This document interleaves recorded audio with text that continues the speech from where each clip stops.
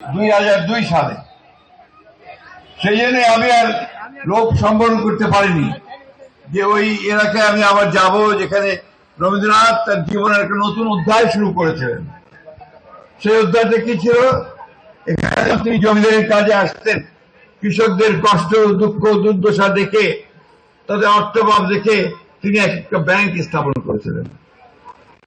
কৃষিকে আধুনিক করার জন্য তিনি এখানে আধুনিক পদ্ধতিতে কৃষি কাজ শুরু করেছিলেন।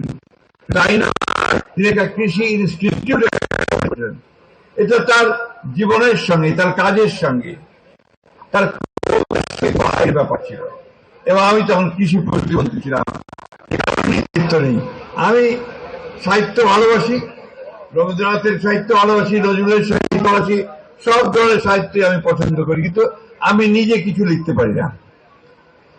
আসলে যে মানুষ সাহিত্য চর্চা করে, যে মানুষ কবিতা শোনে, কবিতা পড়ে বা কবিতা লেখে, অথবা যে মানুষ গান শোনে, গান গায়, সে নিঃসন্দেহে ভালো মানুষ হয়। ঠিক কিনা বলেন? আমি 22 বছর আগে আপনাদের এলাকায় আমি খুব পরিবর্তন দেখলাম না। সেই রাস্তার দুই পাশে সেই ধানের ক্ষেত, ধান এখন পাকছে, কাটার জন্য তৈরি হয়েছে, কোথাও কাটা হচ্ছে। তখন মনে পড়লো সেই কথা যে রাশি রাশি ভাড়া ভাড়া ধান কেটে হলো সার, বুঝেছে তাই না? আমার এতই গিয়েছে, পূর্ণ হয়ে গেছে, এটা আর জায়গা নেই। আমার এই সোনার তরি গিয়েছে ভরি। এই যে উপলব্ধিগুলো এখন বয়স হয়ে গেছে, সব মনে থাকে না। এই উপলব্ধিগুলো কিন্তু রবীন্দ্রনাথ ঠাকুরের ভেতর থেকে আমাদের এসে। আমরা যখন ছোট ছিলাম, শিশু ছিলাম, আমার বাবা তিনি কিন্তু খুব দাপুটে একজন রাজনীতিক ছিলেন এবং মুসলিম লীগ করতেন। কিন্তু প্রতিদিন সকালবেলা তিনি হাঁটতে বেরোতেন, হাঁটতে ফিরে এসে বাসায় ঢুকেই তিনি রবীন্দ্রনাথের শাহজাহান কবিতা আবৃত্তি করতেন। এই কথা জানিতে তুমি ভারতেশ্বর শাহজাহান, কালের স্রোতের ধ্বনি হয় হোক মান, এই ধরনের কিছু একটা বলে, তাই না? তো এই যে আপনার কবিতা, পদ্য, গদ্য, নাটক, গান, সর্বক্ষেত্রে রবি ঠাকুরের যে অবাধ বিচরণ ছিল, এবং যাকে নিয়ে আপনারা কিছু আগে শুনলেন, তিনি গোটা বিশ্বকে নাড়িয়ে দিয়েছিলেন তার গীতাঞ্জলি, সেই কবিতা গানের বই থেকে, এবং সেটা তিনি নিজে ট্রান্সলেট করেছিলেন, যার ফলে তিনি সাহিত্যের নোবেল পুরস্কার পেয়েছিলেন। আমার প্রায় মনে হয় যে রবীন্দ্রনাথকে সারা জীবন পড়লেও একে ভরা যায় না। কবিতা দু লাইনে আবৃত্তি কবিতা আমি সবকালে করার চেষ্টা করি, লোভ সামলাতে পারি না। আজি এ প্রভাতে রবির কর, কেমন পশিল প্রাণের পর, কেমন পশিল গুহার আধারে প্রভাত পাখির গান, না জানি কেন রে এতদিন পরে জাগিয়া উঠিল প্রাণ। ওরে জাগিয়া উঠিছে প্রাণ, উথলি উঠিছে বাড়ি, প্রাণের বেদনা প্রাণের আবেগ রুধিয়া রাখিতে নারী। অনেক বড় কবিতা আবৃত্তি করতে চাই। রবীন্দ্রনাথকে অনেকে চেষ্টা করেন চিত্রায়িত করতে, চিত্রিত করতে কিছুটা সাম্প্রদায়িক হচ্ছে। আমি মনে করি যে সেখানে তাদের জ্ঞানের অভাব আছে, অনুভবের অভাব আছে, এবং সেই ক্ষেত্রে তারা পরিষ্কার করে বোঝেন না। রবীন্দ্রনাথ বিশ্ব মানবতার কবি, এবং তার কবিতা দিয়ে আমরা আমাদের জীবনকে সেভাবে ধীরে সাজাতে পারি।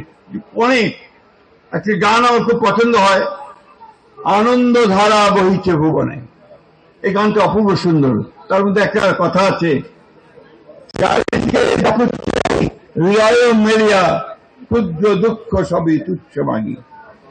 অর্থাৎ ছোট ছোট দুঃখ ভুলে গিয়ে আমি যে চারদিকে তাকাই, তাহলে আমি আনন্দকে দেখতে পাবো। রবীন্দ্রনাথ সঞ্চয় করতেও কিছু ছাড়েননি।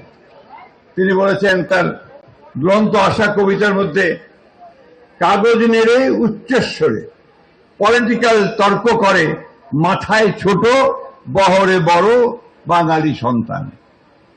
ইহার চেয়ে হতেন যদি আরব বেদুইন, চলন্তরে বিশাল মরুর দিগন্তে বিলীন, ছুটছে ঘোড়া, উঠছে বালি, চলছে গতিবাদ, গতির দিকে। এই যে কবিতা এবং এর যে ভেতরের যে বাণী, যে কথা, এটাতেই তিনি দার্শনিক, ফিলোসফার। রবীন্দ্রনাথ মূলত আমার কাছে মনে হয় তিনি ছিলেন একজন সেই দার্শনিক। ভাই ও বোনেরা, আমরা রাজনীতি করি, সারা জীবনে রাজনীতি কাটিয়ে দিয়েছি। আমাদের বাংলাদেশের রাজনীতি সুন্দর নয়, পরিষ্কার নয়, পরিচ্ছন্ন নয়। বারবার এখানে মানুষেরা, গণমানুষেরা প্রাণ দিয়েছে, পরিবর্তন আনার চেষ্টা করেছে, কিন্তু দুর্ভাগ্যক্রমে পরিবর্তন আসেনি। আমি আত্রাই জনগণকে একটু ভিন্নভাবে চিনি। এই আত্রাইয়ের মানুষ বিপ্লবী মানুষ। এই আত্রাই মানুষ 1971 সালে স্বাধীনতা যুদ্ধ করেছে, একদিকে পাকিস্তান সেনাবাহিনীর বিরুদ্ধে, অন্যদিকে আধিপত্যবাদের বিরুদ্ধে তারা যুদ্ধ করেছে। কি ভুল বললাম না ঠিক বলেছি বলেন?